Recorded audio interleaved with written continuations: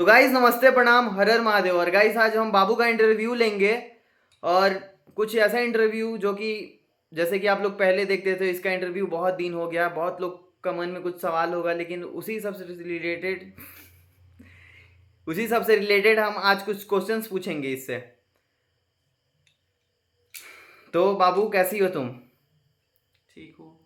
अगर जब आप इंटरव्यू ले रहे हो तो उसी तरीके से लीजिए, बाबू सोना ना करके। अच्छा ठीक है चलो। तो गाइज आज हम सोनी कुमारी का इंटरव्यू लेंगे। जैसे कि आप लोगों को पता ही है कि ये कहाँ से उठ के अभी कहाँ पे है। ये पहले डांस करती थी, एक ऐसा लड़की जो डांस करती थी, डांस करने के बाद शादी की, शादी करने के बाद घर बसाई, घर बसाने के बाद सिर्फ डांस ही नहीं करती थी, मैं ऐसा एक लड़की हूँ जो समाज के लोग हमको किन्नर बोलता, बहुत सारे ताना मारता। स्कूल स्कूल में, गली में, रोड पे, रास्ता में, यहाँ तक बिहार में, हर जगह पे हमको ताना सुनने के लिए मिला है। मैं वही हूँ। तो गाइज कुछ इन सब से रिलेटेड मैं इससे क्वेश्चन पूछूंगा, ठीक है? तो सबसे पहले ये बताओ कि तुम कैसी हो? मैं तो अभी बहुत अच्छी हूँ, खुश हूँ। तुम्हारा अच्छा, ये बताओ सबसे पहले कि तुम्हारा बिहार में एंट्री कैसे हुआ था? बिहार में एंट्री हुआ था ट्रेन से। ट्रेन से तो एंट्री हुआ था, लेकिन मतलब किस पर्पज से हुआ था? मैं कॉलेज में पढ़ती थी तब, फर्स्ट ईयर। हाँ। और उसी टाइम मेरा एक सहेली से मुलाकात हुआ।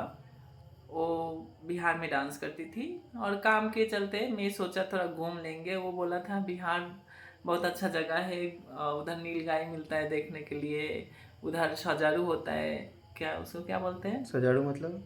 जिसका शरीर में कांटा कांटा रहता है। साहिल साहिल। हाँ। और मैं हमेशा ही प्रकृति से बहुत प्यार करती थी, सब देखने का मुझे बहुत एक्साइटेड था, इधर नहीं मिलता है देखने के। और भी बोलता जो उधर हम लोग प्रोग्राम करती हूँ, बहुत मज़ा आता है प्रोग्राम करने करके, लोग कितना टिप्स देता है, कितना लोग हमसे हम लोगों से बातचीत करते हैं, वैसा वैसा बात, बहुत सारे बात ही बोले थे। और इसलिए मैं गई थी थोड़ा घूमने का चक्कर में। तो तुम घूमने के लिए चली गई थी वहाँ पे, फिर हाँ। जाने के बाद तुम्हारे साथ कैसा बर्ताव हुआ वहाँ पे? उधर गई तो सच बोलूँ मुझे थोड़ा सा भी अच्छा नहीं लग रहा था। मैं सिवान जिला में भगवानपुर में गई थी। सबसे पहले जगह का नाम भी बता देती हूँ। जब भी मैं छपरा एंट्री किया, मुझे अजीब सा एक स्मेल आया, तो मुझे पता चला मैं शायद बिहार में आ गई हूँ। हकीकत है, हम बिहार के लोगों को छोटा नहीं कर रही हूँ, क्योंकि बिहार के चाल दाल रोटी मैं खाई हूँ, बिहारी भतार लेके मैं रहती हूँ, तो बिहार को हम छोटा नहीं करती हूँ। लेकिन जो पहले बार हमारे साथ जो हुआ था, मैं वही बात बता रही हूँ।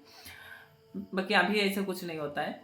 तो अजीब सा स्मेल आ रहा है, खिड़की खोला, देखा सुबेरे एकदम लोग, स्टेशन माने रेल लाइन के उस साइड में खेत में सब कोई बैठा हुआ है, माने सुबेरे पार्टी कर रहा है। सब देख के मैं पूरा एकदम शॉक्ड हो गई हूँ, क्या हो रहा है। क्योंकि मैं इधर बचपन से ही देखते आ रही हूँ, सब कोई लैट्रिन में जाते हैं, पार्टी में जाते हैं, लेकिन खुला में हम नहीं देखी हूँ किसी को। तो पहले बार देख के मैं बहुत शॉक्ड हो गई थी, और मुझे बहुत मैंने अजीब सा फील हो रहा था, जो ये क्या हो रहा है। जब मैं छपरा उतर गई, उतर के और भी ज़्यादा अजीब लग रहा था। उधर टेम्पो वालों ने सब खींच रहा था टोला, मैंने झोला।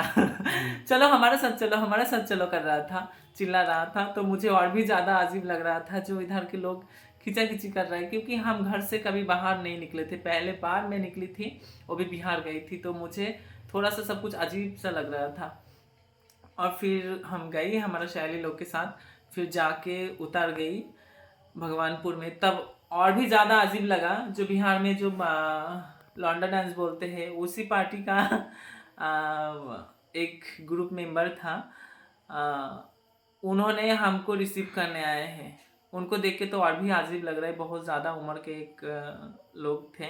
उनका बाल बढ़ा हुआ था, फेस पे दाढ़ी था, फिर अजीब सा कपड़ा पहनने का ढंग था। तो फिर मुझे पता चला वो ग्रुप चलाती है।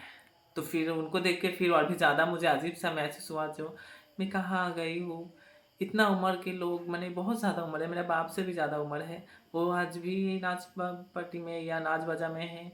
और क्या डांस करता है, हम यही सोच रही थी। तो फिर जब गई उधर, जाके देखा माहौल वो और भी ज़्यादा बिगड़ा हुआ था।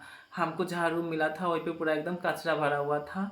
और कचरा से वो नहीं, पास में ही बाज़ार था, बाज़ार के सारे मैला फेंकता था एक जगह पे, उसी का साइड में रूम था। और मेरे को इतना अजीब लग रहा था, चारों तरफ चिमकी चिमकी पॉलीथीन या बैग वैग ये सब बहुत नोंगरा था। मुझे अजीब सा फील हो रहा था। फिर जब और भी ज़्यादा अजीब लगा कब, जब सुबेरे हो गया, ब्रश कर लिए हूँ, थोड़ा चाय ला के दिए है, चाय पी लिए हूँ, अभी पॉटी जाना है, बाथरूम जाना है, तो फिर वो लोग बोला जो खेत में जाना पड़ेगा। तो ये सुन के तो और भी ज़्यादा अजीब लग रहा था मुझे, जो खेत में क्यों जाना पड़ेगा कि। तो ये बताओ कि तुम डांस करना कब से स्टार्ट की, वहां पे पहुंचने के और ये कितने दिन के? बात तो नहीं सुनी। हाँ बताओ। फिर जब मैं उधर से हमको लेके गए खेत की तरफ, मैं तो जाना ही नहीं चाह रही थी। उधर जाके देखा सारे लोग, सरसों ठंडी के टाइम था, सरसों खेत में सब बैठे हैं और मुझे इतना शर्मिंदा लग रहा था। फिर हम सरसों खेत में एंट्री करेंगे तो सरसों ऐसे करके हटाए तो देखा पूरा खेत एकदम छी, मेरे को इतना गंदा फील हो रहा था। फिर उधर से दौड़ के मैं भाग के आ गई। मैं बोली इधर बाथरूम नहीं है क्या? बोल रहे नहीं मिलता है बाथरूम। हम बोला बाजार पे, पास में बाजार है तो बाजार पे होगा। बाजार पे भी गई, 2-4 आदमी से पूछी तो बोला नहीं इधर बाथरूम नहीं है। बाजार के लोग भी वहीं जाते हैं। तो फिर मुझे इतना बुरा लगा, पूरा दिन हम कुछ नहीं खाई, दिन भर रही। कितना दिन बाथरूम रोक के लोग रह सकते हैं। फिर रात को मैं डिसाइड किया तो जाना ही है, तो गई थी रात को और वहां पे जाने के बाद तुम घूमी पहले कि वो डांस स्टार्ट की? मुझे तो उधर जाके घूमने का कोई शौक ही नहीं था, क्योंकि एरिया देख के, क्योंकि हमारा गांव जैसा है उससे भी ज़्यादा गांव है उधर। और क्योंकि तुम खेत हमारा में। गांव में फिर थोड़ा लगता है जो ना, थोड़ा अलग है, अच्छा लगता है। लेकिन उधर खेत और बीच बीच शुरू शुरू रास्ता, और फिर है जहाँ घर है तो बहुत ज़्यादा घर है।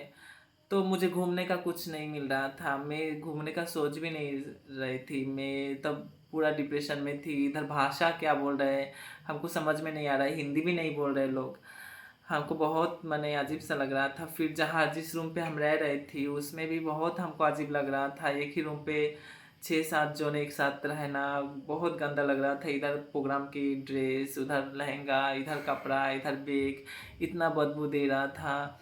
मैंने कपड़ा प्रोग्राम करके आते पसीना वाला कपड़ा रख देते हैं तो बदबू तो हो गई। मुझे बहुत अजीब सा लग रहा था। फिर उसी में ही हमको बोल रहा था जो प्रोग्राम पे जाना है चल तेरे को घुमा के लेके आते हैं।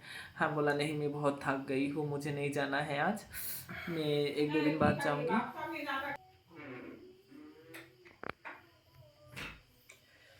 क्या बताऊँ?